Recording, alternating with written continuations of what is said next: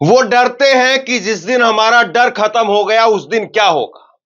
राहुल गांधी एक ऐसा नेता जिसको 2 दशकों से बीजेपी लगातार पप्पू की इमेज में पेश करती रही और मीडिया उस पर हमले करती रही, लेकिन आज राहुल गांधी किस तरीके से ख्वाब में आकर के डराने लगे हैं, रातों को नींद में आकर के सपने में डराने लगे हैं राहुल गांधी, ये आपको आज देखना चाहिए। मोदी सरकार एनडीए के सबसे अहम बैसाखियों में से एक चेहरे नीतीश कुमार के नेता केसी त्यागी का एक बयान सामने आया है और केसी त्यागी ने कहा है मोदी सरकार को चेताते हुए, ध्यान रखिए आपका फैसला राहुल गांधी को चैंपियन बना देगा। एग्जैक्ट लाइन मैं आपको बता रहा हूं, केसी त्यागी का बयान है, नीतीश कुमार के नेता का। मोदी जी को चेतावनी दे रहे हैं केसी त्यागी, कह रहे हैं कि ध्यान दीजिए माई बाप, आप तो राहुल गांधी को चैंपियन बना देंगे, चैंपियन। सोचिए कि राहुल गांधी से कितना आज खौफ एनडीए के खेमे में है और सबको पता है कि जो नरेंद्र मोदी के साथ है उसका अब आने वाले समय में कितना वोट है, ये सबको पता है। और नीतीश कुमार को भी विधानसभा चुनाव में जाना है। यह बयान आपको दिखा देता हूं ताकि आप मेरी बात पर यकीन कर पाए। जो एनडीए विरोधी हैं, केसी त्यागी का बयान है, जो एनडीए विरोधी हैं वो लेटरल एंट्री का विज्ञापन का दुरुपयोग करेंगे, इससे राहुल गांधी पिछड़ों के चैंपियन बन जाएंगे। हम विपक्ष के हाथ में हथियार नहीं पकड़ाना चाहते हैं, यह केसी त्यागी की तरफ से कहा गया कि हम विपक्ष के हाथ में हथियार नहीं पकड़ाना चाह रहे हैं। गजब बात है साहब। और सबसे बड़ा जो है ये एक तरीके से सोचने की विषय यह भी है कि पहले वक्फ बोर्ड बिल, फिर उसके बाद में ब्रॉडकास्ट बिल, और क्या तीसरा अब लेटरल एंट्री का मामला, सरकार इसको भी वापस लेगी। चिराग पासवान इस पर अलग से हमलावर हैं, नीतीश कुमार अलग से हमलावर हैं। अब सोचिए सरकार कितने दिनों तक इस ट्रेंड पर टिकी रहेगी। लेटरल एंट्री क्या है, पहले मैं एक बार जरा आपको आसान भाषा में यह बता देता हूं। लेटरल एंट्री का मतलब यह है कि बगैर किसी परीक्षा के, बगैर किसी प्रक्रिया के आप सीधे कहीं से भी कहीं पर भी उठा करके बैठा दिए जाए। उदाहरण के तौर पर जैसे अभी सेबी की चेयरमैन आई थी, चेयरपर्सन माधवी बुच। माधवी बुच कोई परीक्षा देकर के वहां पर नहीं पहुंची थी, माधवी बुच को डायरेक्ट बनाया गया था। माधवी बुच कोई आईएएस अधिकारी भी नहीं है, माधवी बुच को डायरेक्ट उठा करके सेबी की चेयरपर्सन बना दिया गया था और वो पहली ऐसी चेयरपर्सन है जो डायरेक्ट लाई गई थी। वरना इससे पहले उस पद पर जितने भी व्यक्ति आसीन रहे वो सब आईएएस अधिकारी रहे, उच्च अधिकारी रहे, जो एक एक करके पायदान चढ़ते चढ़ते और वहां पर पहुंचे। लेकिन अब डायरेक्ट ला करके लोगों को बैठा दिया गया। और इससे भी बड़ा विवाद, ये जरा विज्ञापन आप देखिए, ये विज्ञापन आप देखिए, 17 अगस्त को ये विज्ञापन निकाला गया।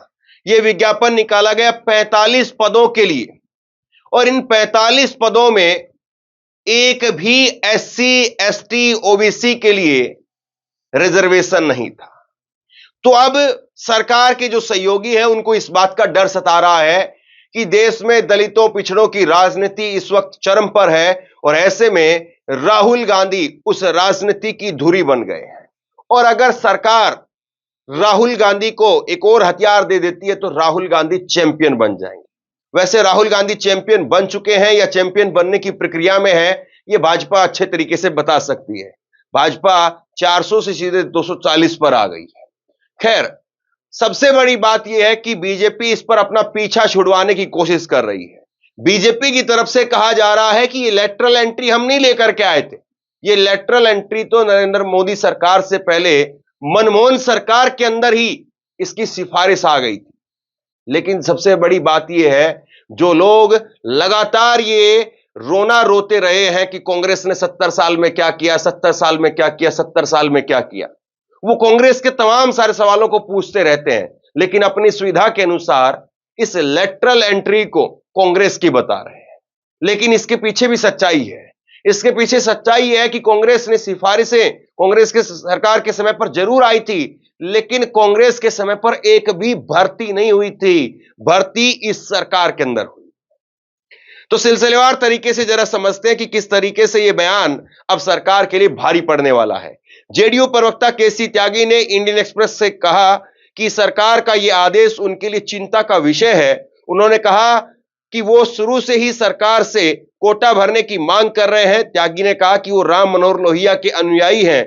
उन्होंने सवाल उठाया कि जब सदियों से लोग सामाजिक रूप से वंचित रहे हैं तो योग्यता की मांग क्यों की जा रही है।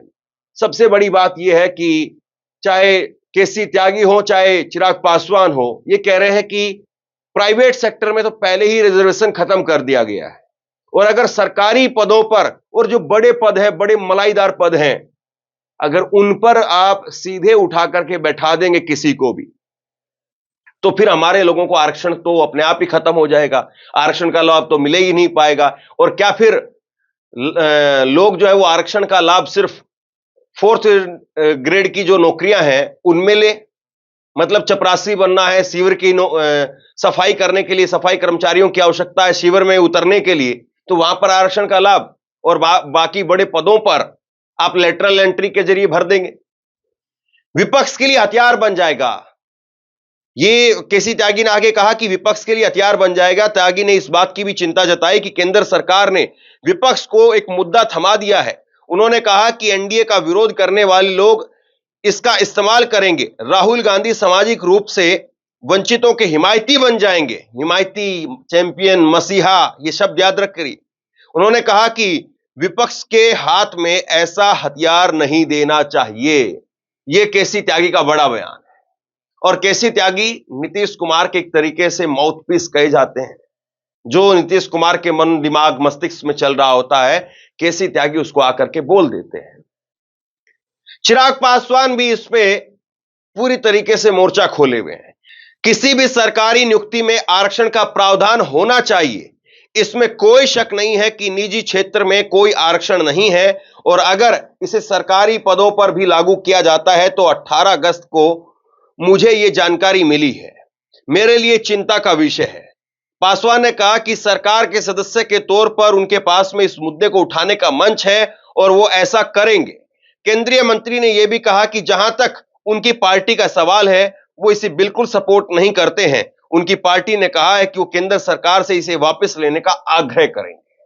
अब सबसे बड़ा सवाल यह है कि क्या केंद्र सरकार यानी नरेंद्र मोदी की सरकार ये लेटरल एंट्री का मामला उछाल करके फंस गई है, और अब इसीलिए अपने सहयोगियों से बुलवाया जा रहा है ताकि यह कह करके कि हमने सहयोगियों की बात को मानना पड़ा, और यह कह करके इस लेटरल एंट्री वाले मुद्दे को वापस लिया जाएगा।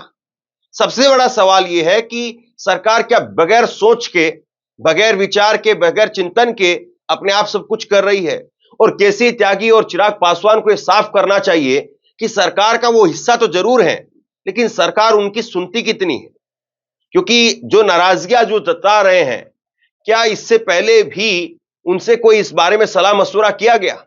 कल राहुल गांधी ने एक उबर टैक्सी ड्राइवर से मुलाकात की, और राहुल गांधी ने कहा कि मैं आपसे इसलिए मुलाकात कर रहा हूं क्योंकि मैं समझना चाहता हूं हमारी कर्नाटका की, तेलंगाना की सरकार वो गिग वर्कर्स के लिए, यानी ओला, उबर टैक्सी ड्राइवर या जोमेटो, स्विगी पर खाना सप्लाई करने वाले लोग, इस तरह के जितने भी कर्मचारी हैं, उनके लिए कानून बनाना चाह रहे हैं। इसलिए मैं आपसे समझना चाह रहा था कि आपसे क्या क्या जो है वो आपको दिक्कतें आती है और क्या क्या आपके लिए किया जाना चाहिए। तो जब राहुल गांधी, विपक्ष के नेता, कानून बनाने से पहले डायरेक्ट उन लोगों से मुलाकात कर रहे हैं, उनकी वीडियो साझा कर रहे हैं, तो क्या नरेंद्र मोदी जरा भी अपने सत्ता के सहयोगियों को तवज्जो नहीं देते हैं, और अभी भी नरेंद्र मोदी वही अपनी ढपली, अपना राग अपनाते हुए आगे बढ़ रहे हैं? सवाल इस बात का है। बीजेपी अब इस मामले में कह रही है कि लेटरल एंट्री कांग्रेस की देन है। लेटरल एंट्री पर मोदी सरकार के मंत्री अश्विनी वैष्णव ने पोस्ट किया, लेटरल एंट्री का पूरा कॉन्सेप्ट ही कांग्रेस की अगुवाई वाली यूपीए सरकार की देन है। 2005 में यूपीए सरकार ने सरकारी नौकरियों में रिफॉर्म के लिए एडमिनिस्ट्रेटिव रिफॉर्म कमीशन यानी एआरसी बनाया। इसका नेतृत्व वीरप्पा मोइली कर रहे थे। कमेटी ने अपनी रिपोर्ट में कहा था कि हर सरकारी विभाग में उस क्षेत्र के एक्सपर्ट लोगों की भर्ती होनी चाहिए। तो बीजेपी पल्ला झाड़ रही है।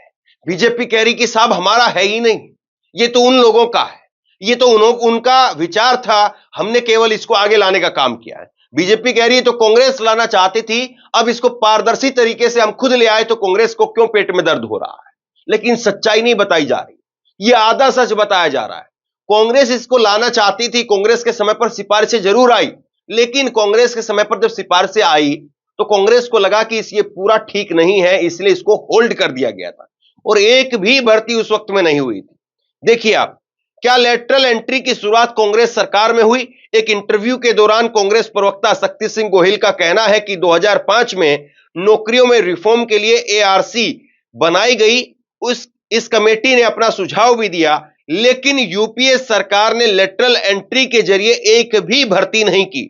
इस कमेटी ने सरकार को सुझाव दिया था कि सरकारी विभाग में बड़े पदों पर बैठाने वाले अधिकारियों को उस क्षेत्र का एक्सपर्ट होना जरूरी है, इसलिए पारंपरिक सिविल सेवाओं के जरिए भर्ती के बजाय कुछ सीनियर पदों पर उस क्षेत्र के विशेषज्ञों को भर्ती किया जाना चाहिए। अब कांग्रेस के उस प्लान का बीजेपी यहां पर हवाला देते हुए इसको आगे बढ़ाना चाहती है, लेकिन बीजेपी यह नहीं बता पा रही है कि कांग्रेस ने लेटरल एंट्री के जरिए कितने लोगों की भर्ती की, कितने अफसर लेटरल एंट्री के जरिए आए। जबकि मोदी सरकार का एक उदाहरण लेटरल एंट्री का हम देख चुके हैं, सेबी की चीफ माधवी बुच का।